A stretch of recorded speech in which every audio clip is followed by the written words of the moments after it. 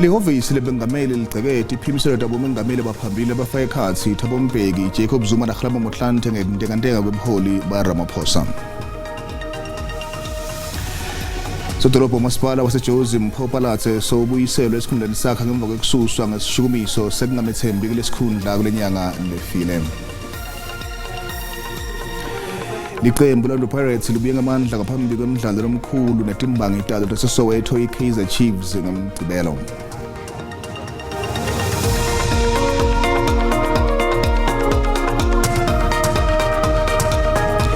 Kuba kuhle kuhlangana endzabeni leSwatini ke seyiviswana ke sibukele thamba embili lomuhla. Lihhovisi lebengameli ligcekede iphimiselo labomengameli abaphambili abafaka ekhatsi Thabo Mbeki, Jacob Zuma naKgalama Motlanthe ngentengantenga kwebuholi baRamaphosa. Mangwenya uthi kunyendele kuhlela kwentiwe ngeRamaphosa solo athatha Tindzaba. Kokumanje lehhovisi likhulumisana sobhizinisi labatimele ngakuthi kwakhiwe emathuba emisebenzi. Lihhovisi lamengameli lithi mengameli Ramaphosa kumele agcewe ngetindlela letiphatsekayo kanzi likusholo kulandzela ukuthi achithe tinsolo tabomengameli baphambili Thabo Mbeki na Jacob Zuma. Wabili labomengameli babuhlabile buholi baRamaphosa ngendlela tindlo time ngakhona kule live na ku-ANC kulempela sonto. Bakhulume kabanini ngalendlela phatsa ngayo ludzaba lwephalaphala lapho Mbeki athe ngeke i-ANC kubalekele kukhuluma ngelikusasa lakhe. Mbeki uthe baholi balenhlangano kumele babe nemhlangano lapho bodzingidza khona kabanini ukuthi kumele bendeni uma mengameli Ramaphosa angabukana nesishukumiso sekungamethembi. Ngakulweni luhlangothi Zuma uthi Ramaphosa ukhohlale kumele athwese icala lekuketula umbuso. Kepha kuma mengameli Ramaphosa Vincent Magwenya uthi kuningi lakwenile lokuhle kuswela athatha lesikhundla mengameli. Notwithstanding these mounting difficulties, the president embarked on a bold investment, growth and employment drive. This effort raised 1.14 trillion rands in new investment commitments through the 4 SA investment conferences. Lihhovisi lamengameli kuleli libese liyaqinisekisa ukuthi kukhona ukuxoxisana lokukhona emkhathini kahulumende namabhizinisi ukuthi kucutshewe kulusana nalenkinga kuswelakala kwemisebenzi kule live kungabukwa nje uhulumende ukuthi nguyele kumele anike ngemisebenzi. There are constant engagements on a number of issues between government and business. At no point in time will we ever claim to be the sole creators of jobs. We will do so with all social partners, including labor. For that matter, and that's why you have forums like Netlek, for example, where those issues are constantly discussed.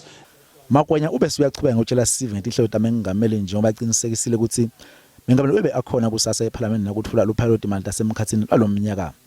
Uphinze wathi Ramaphosa ube akhona ngamgcibelo kube ngalukusemthethweni wahulumende inkosi yamaZulu mesizulu kaZwelithini eMoses Mabhida. Mengameli Ramaphosa uhalise ndvunankulo lomsho waseNgilandi Rishi Sunak ngemva ukuthi asethindzambo kulela live. Sunak uhlangene nenkosi yaseNgilandi inkosi Charles wesithathu esigodlweni saseBuckingham lapho inkosi imcele khona ukuthi abumbe uhulumende lomusha. Ngingiselele komkhonazi wendzaba SABC eJozi. Iqembu le-ANC lendelibito kubahole ukuthi basebenzise tinhlelo tangekhatsi kuvalisa tikhalo tabo ngokwenteka kuleli qembu. Lokhu kulandzela ukuthi bomengameli baphambili kubo Thabo Mbeki, Kgalama Motlanthe na Jacob Zuma bagceke indlela hola ngayo mengameli Ramaphosa lokufaka ekhatsi nelidzaba lwephalaphala. Ibinguphansi phezulu kule mpelaveki inkokheli zangaphambili ze-ANC zikhwela zizehlela kosesihlalweni umongameli Cyril Ramaphosa. Abebesakuba ngomongameli uThabo Mbeki, uKgalama Motlanthe noJacob Zuma bathethe phandle eluntwini begxeka kambe uRamaphosa ngokuzalelendle kwimisebenzi yakhe njengomongameli wesizwe neqela. Kaloku nomcimbi wasephalaphala uncedisi bakaloku uthe gqolo nokuba ingxaki apha ngakuRamaphosa. Former leaders of the ANC, President Mbeki, President Jacob Zuma, get to be invited in an ex-officio capacity in line with the decision of the conference of the ANC that former presidents of the ANC must become ex-officios of the National Executive Committee, sit in the NEC. And I encourage to use that platform to raise whatever issue they may have about how the NEC carries its own work going forward. Kwelinye icala lombutho ubhengeze ukuba inhlanganiso zamasebe eziqwalasela ukuchonga abantu abazawungena kubunkokheli be-ANC kule nkomfa isemnyanga ngoDisemba ongezelelwe kuya kumhla wesixhenxe kuNovemba. The Treasurer General, on behalf of the Secretary General's office, has already written a memo to our provinces and regions advising them on the extension of conducting of nominating branch general meetings. Liphumile ke ilizwi elibhekiswa kwababesakuba ngomongameli uMotlanthe uZuma noMbeki ngelithi mababuye ngeneno ngoku kusoloko begxeka inkokheli ehlele esihlalweni uRamaphosa esidlangalaleni akwaziwa ukuba ingaba bethu esisithathu sizakuphulaphula kusini na kwesisicelo. Ndingabongile Dumako kwindaba ze-SABC eGauteng. Umtsetfo wekuchaswa kwemacembu etepolitiki ngetimali kufanele ubuketwe. Lokho kwenzela kuphasiswa kumthetho uzivinyo wekuchibela umtsetfo etelikhetho kwentela kufaka ekhatsi labo labatimeli labangenele likhetho nekukhathateka lokuvakaliswe i-ANC ngelinani lemali kufanele kuchaswe ngawo emacembu. Ngaphambilini i-ANC lekhungetfwe inkinga letimali endalibito lokuthi lo mtsetfo ubuketwe yaveta ukuthi unemicabo leminyenti. Lo mtsetfo waqala kusebenta ngamabasa nyakenye emva kokuthi umengameli Cyril Ramaphosa usayina wena umtsetfo ngaphimbidvwane wa 2019 wase ukhishelwa eziveni ngendlovana nyakenye. Sotolopa masipala weJozi Phalatse Ubuyele esikhundleni sakhe ngemva kokususwa ngesishukumiso sengamethembi kulesikhundla kulenyanga lefile. Lokho kwenzela ukuthi inkantolo ephakeme eJozi ikhiphe isijubo lezivuna Phalatse emva kokuthi aye enkantolo akhala ngokuthi wakhishwa ngalokungemthetho esikhundleni sakhe emhlangano nomkhandlo lowahlala ngalokungemthetho. Lesikhundla ke besisolo sibanjwe ngudata Morero welicembu le-ANC kusukela kulenyanga lefile. Inkantolo lephakeme eJozi ikhiphe isijubo lezivuna Phalatse kulandzela kuya kwakhe enkantolo akhala ngekuthi kukhishwa kwakhe esikhundleni njengasodolobha weJozi bekungekho emthethweni. Phalatse wakhishwa esikhundleni sakhe kulandzela sishukumiso sokungamethembi lokaholele ekuthenini data Morero wenhlangano we-ANC athathe lesikhundla sokuba ngisodolobha. Lijaji lenkantolo lephakeme likhiphe isijubo lesithi kuhlala kwalomkhandlu bekungekho emthethweni kanti Phalatse kufanele abuyiselwe esikhundleni sakhe ngekushesha. Akhuluma nebeTindzaba Phalatse uthi soyiphumelele impi yasenkantolo kanti nyalo sokusele ukuthi alwe impi yetepolitiki. We've won the legal battle. Now we must fight the political battle. We will be fighting together with our leadership from the various political parties that remain in our coalition. Phalatse uthi usakhulumisana netinhlangano betisebenzisana nenhlangano yakhe iDA kulo masipala ngenhloso yakutfola ukuthi ngabe lisakhona lithuba lekuthi babambisane ekholeni lo masipala lomkhulu. There are some talks at a coalition level just to look at whether we have everybody back on board or what that will look like. Uthi ubide umhlangano lophuthumako kusasa kubuka kabandi ludzaba lokusalakala kwemanti naletinye tinkinga letihlasele lelidolobha. Our residents have been faced with in terms of water challenges and so on. So we're already getting the city in motion. The work of rebuilding and repairing the city is continuing. Imvuselelo lubisi etindzabeni te-SABC eJozi. Live leSwatini libukene netibhelu letita nekufuneka kwelushintjo kutepolitiki lapho khona ngathi inhlangano letiphikisako ukuthi kufanele live libuswe ngensandvo elinyenti. Kamva nje kubene kushiswa kwempahla yebantfu kanye nekubulawa kwamaphoyisa lekutana lomsindo lobangwa ngilokufuna kwensandvo elinyenti. Emoyeni sinamlungisi Makhanya lokumengameli licembu letepolitiki leliphikisako eSwatini PDM kanti naye lushiselwe umuntu wakhe. Sibingelele Makhanya siwamukele endzabeni teSwati la kweSABC1. Asibingelele msakati sibingelele nakubo balaleli Tindzaba teSwati. Ngafishane nje Makhanya usakhele isithombe ngesimo eSwatini njengoba kuvela ukuthi kushiswa imita bosopolitiki letibotabo ingabe ngekubona kwakho yini imbangela yaloko akhona nemacala lavuliwe.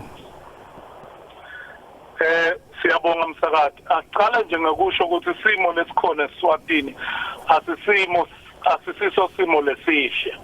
Inhlangano yePhudemo sithanda kulilela bonke labalahlekelwe tihlobo nabalahlekelwe impahla yabo kulolu dlame lolusolo luchubeka eSwatini. Lokwendeka kweSwatini ukuthi inkosi lebusa ngebucila inkosi uMswati wesithathu yavulela sive emkhatsini walabo labanengi bemaswati lebathi sesifikile isikhathi setinguquko kanye nalabo labaphethe tibhamu pheceleti ama-armed forces lapho khona wathi akube yiso ngeso lesikubonile-ke kwenteka kwekuthi amaphoyisa abechubeka nekuhlukumeta sive lokufaka ekhatsi kushisela timpahla base-ke labanye bantfu eziveni bayabona lokwekuthi njengoba sive siphela sekufikile isikhathi sokuthi nabo kube nendlela labangativikela ngayo kulolu dlame lwamaphoyisa amSwati. Ngenhlanhla lembi-ke imiphefumulo yilahlekile isachubeka nekulahleka kangako netimpahla nemithi yebantu iyaqhubeka nekwekuthi ishiswe ikakhulu lesikubonako la nawubuka lendlela letintfo letendeka ngayo ukuthi letintfo tendewa abantu labayingcenye yalo hulumende sikusho ngani ke lokho sikusho ngoba ngisho nekulahleka kwetibhamu lesola ukuthi ngito letibhamu letithi setshenziswe ekubulaleni bantu nawubuka labaye batholakala ukuthi bayambanzakanya kuletahlakalo bantu lotholakala ukuthi ngabo basebentela wona umbuso wemaphoyisa eMswati. Makhanya kufanele sikunibe nenkulumo nesilo noma ke inkulumisano nesilo kanye nahulumende ngabe lokho nikuthatha kanjani? Sisive seMswati bese thembile lokuthi emva kokuthi Mswati abulele eMswati lendlula ku100 eminyakeni lophelile wabuya wathembisa iSadak lokuthi titawuba khona tinkulumiswano letifaka onke eMswati letihlose kubuka lokuthi singenta njani njengelive kuphuma kule ngcinamba lesibhekene nawo sekuze kuyophela umnyaka manje solo leso sethembiso lasenda kubaholi beSadak akakake kwasigcina lesikubonile ukuthi esikhundleni sokuthi kugcinwe leso sithembiso lakhona eMswati angena endlini kagogo ahlale phansi akhulumisane sibona kona lokubulawa kwabantu kushiswa kwetimpahla nekuchubeka nje nekucinzeteleka kweMswati batawukhumbula abalaleli ukuthi emavikini laphelile for the first time live lakangwane labakhona bekushuca ngisho emaphoyisa nemawadi alicobo ngenxa yesimo sokuthi simo sekuphila eSwatini siyenyukela asikhoni kwenta noma ngayini simaSwati sihlupheke kakhulu. Sibonga kakhulu Makhanya isikhathi sakho.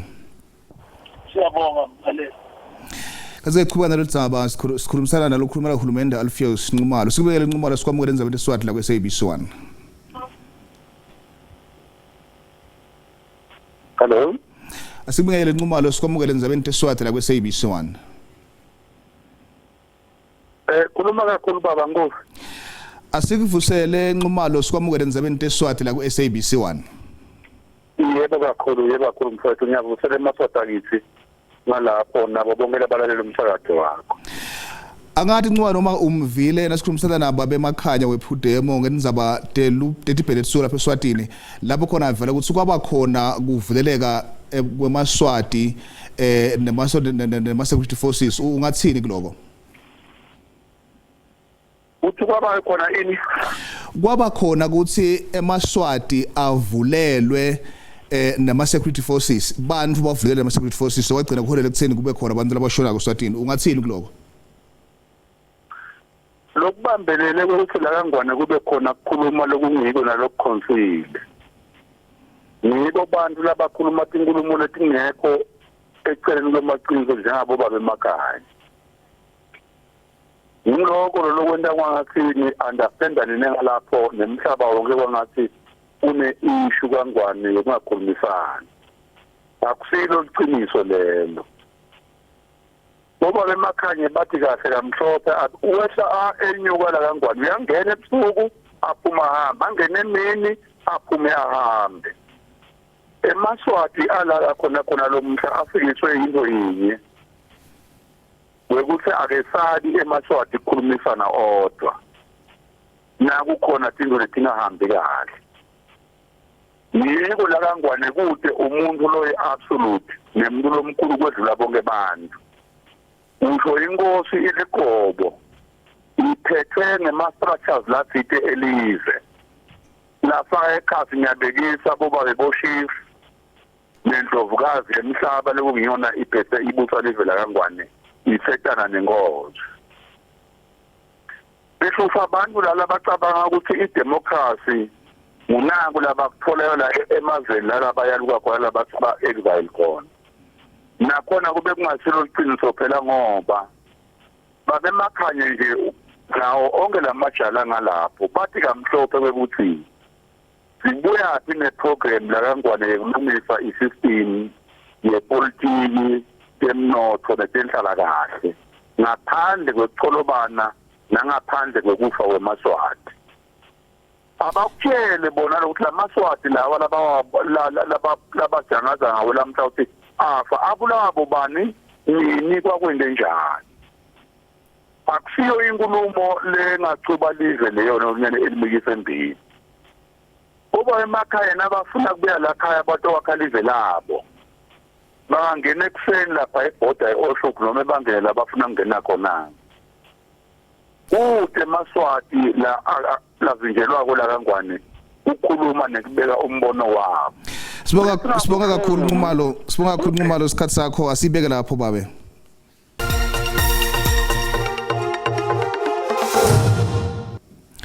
Ndzaba leSwati la ke SABC1 la ubukele khona ukhethe kahle siyakwemukela hlala nathi. Luphiko lokukhethekile lwetekuvikeleka luthi kuthunjwa kwemphathi wamasipala wesigodi senkangala nemshayeli wakhe akusibo nje ebugebengu kepha sento lesahlelisiswa. Baseshi bemacala edlamini wetimali bathi Labatfumbi bafuna imali engakayidzaluli ukuthi kukhulu labo labathunjiwe. Baseshi bakhokela ukuthi bende inqhubekela embili enkulu kuloluphenyo.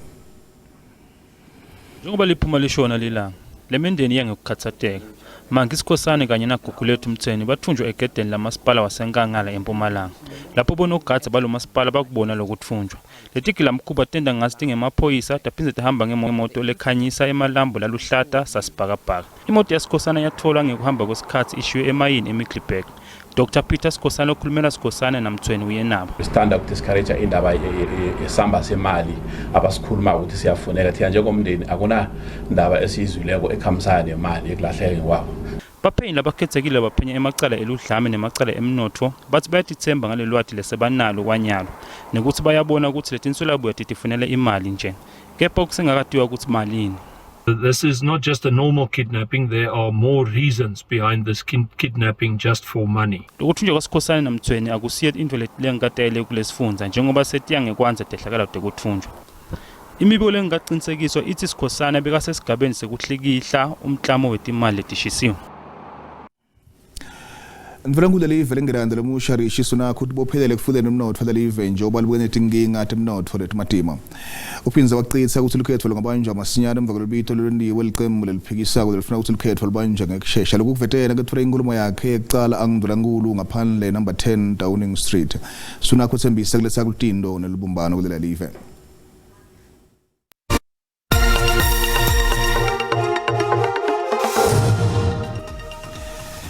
Indreti imali inogodongwana tobukana nelubulukhulu umayetama kulinganisa imali ecithwa isetshenziselwa live naleyo lekhona esikhomeni njengoba indleko tikhula njalo. Usomnotho wakhola kuthile kumele kuphume embili kuloluhlelo lwemgcinimafa lolupilot imali esemkhatsini neminyaka kule nkulumo noma ke kule ngehlengehle yesikweleti se-Eskom. Imiholo 70 tembuso imali esibonelelo kwenyuka kubita kwempilo kanye nelizinga lelisetulu lokuswelakala kwemsebenzi. Etimakethe sifela ukuthi lirandi linyukile nelicathaniswa netimali takulamanye amazwe.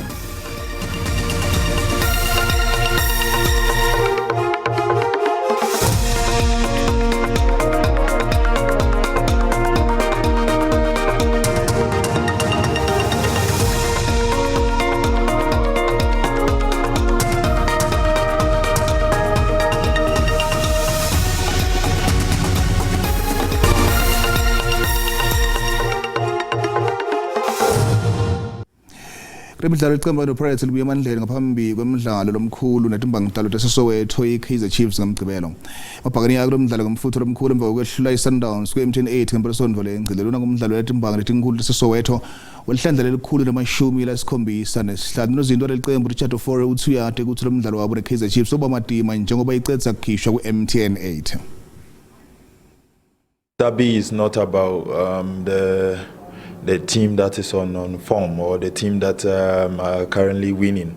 Derby is not like that. Derby is about fighting spirit, and then the team that will fight at the day, who fight hard and then stick it to his tactics, that team wins. So we know how the derby will go like, because coming back from that 0-0 against Amazulu, now they want to give their fans a bit of joy. Sitibeka lapho tolomuhla nasibetolo sikhona simo selitulu sale kahle.